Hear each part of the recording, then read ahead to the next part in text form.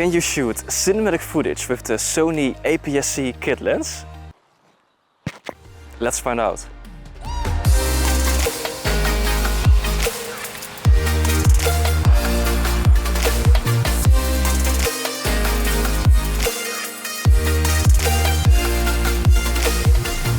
So this is the setup we will be working with. The Sony ZV-E10, the Sony APS-C kit lens, an ND filter for on the lens, the wind muff that comes with the Sony ZV-E10 and the neck strap. So the only thing I actually bought separately from all this is the ND filter. And with bright sun conditions like we have here today, you can't miss this. But the first thing I always do before I start shooting is to have a proper white balance. And for that I use a card which I taped with some gray tape.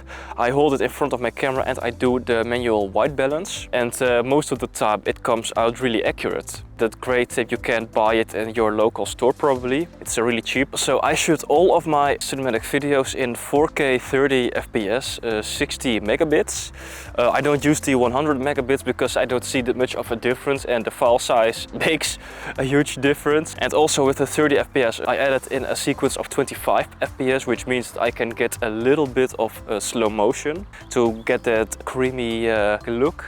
I shoot in picture profile 10 HLG3 because I've read online that that's the best picture profile to get the most dynamic range out of a 8-bit color camera. I always set the ISO as low as possible because in good daylight with the ND filter you can expose how you want your image to look. And I always make sure to expose as much as I can before my highlights clip. And to see when they clip I use the zebras. And I set the zebras to 100 because that's the sweet spot for me. When you see the zebras appear, I will not expose brighter. And that way you have a really bright image, which makes it you have a lot of room to color grade in post. When using the wind muff that comes with your camera, so what most times happens is that the audio will be very low. So you have to put the audio pretty loud.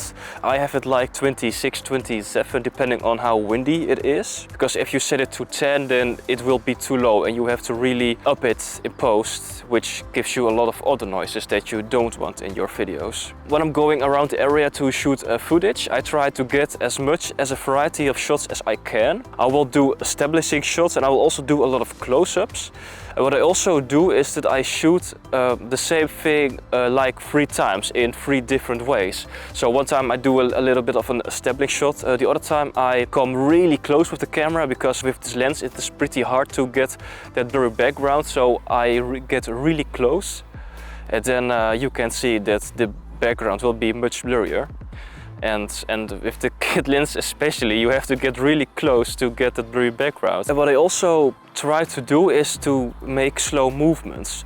Because if you want something to look cinematic, then you want to apply movement in your shot. If you film a tree and it's just a standing shot, if it's a wide establishing shot, then that's okay. You don't always have to shoot in a moving way, but I can advise that you try to do that. I usually film all of the stuff that pops out of the ground, like plants, trees, grass, flowers.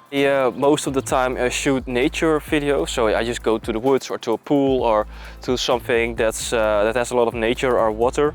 And those are really nice places to make videos. And what is really important with the kit lens when you are shooting video is to try to get as much of the background in your shot. Because when you bow over a plant and you film it from above, your shot won't be as appealing to the eyes as when you go a little bit lower and really shoot it from the side. Because if you shoot it from the side, then you have a lot of background, which makes that your shot looks way more interesting. What I can also advise to do is to try to get a lot of contrast in your shot. So when you are shooting a plant or a flower, try to get something of the sky or like sand, that you have a lot of colors, and that also makes it really interesting to watch. Another tip I have to prevent your lens from focus hunting is to set it to manual focus, turn peaking on, set it to red and to high, set your focus settings to flexible spot. Every time you will make a shot, you first tap your screen, what you want to have in focus. And when you then move in your shot, the focus won't suddenly change to try to focus on something else. And with the peaking turned on, you can see if that's in focus. And then you just do your shots. And that way it looks way more professional than when your shot would keep focus hunting. For stabilization, I use the OSS, the lens stabilization which the kit lens has, in combination with the neck strap. When you are using a neck strap, you have an extra tension point. So you can shoot it like this for shots that are body height.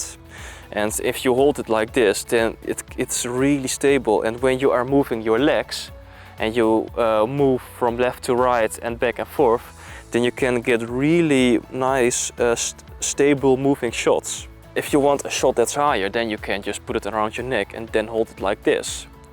And that way you can also get really stable shots. OSS in combination with the neck strap is a really great combi. Well, there you have it. Thank you for watching. Don't forget to subscribe, like the video, let me know what you thought of it, and take care.